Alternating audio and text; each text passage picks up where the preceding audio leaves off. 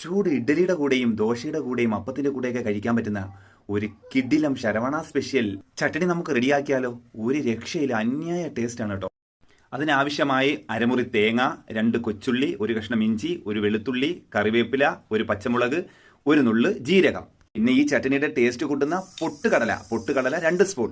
പൊട്ടുകടല നമുക്ക് ചട്ടിയിലിട്ടൊന്ന് വറുത്തിട്ട് കടല റെഡി ആയിട്ടുണ്ട്. ഇനി ചൂടാറാൻ വേണ്ടി മാറ്റി വെക്കാം. ഒരു മിക്സിയുടെ ജാർ എടുത്ത് അതിൽ ചിരകിയ തേങ്ങയും, ഒരു കഷ്ണം ഇഞ്ചി, 2 ചെറിയ ഉള്ളി, ഒരു കഷ്ണം വെളുത്തുള്ളി, ഒരു പച്ചമുളക്, ഒരു നുള്ളി ജീരകം, കുറച്ച് വെള്ളം മാത്രം, ആവശ്യത്തിന് ഉപ്പും പൊട്ടുകടലയും അടച്ച് നല്ലതുപോലെ അരച്ചെടുക്കാം.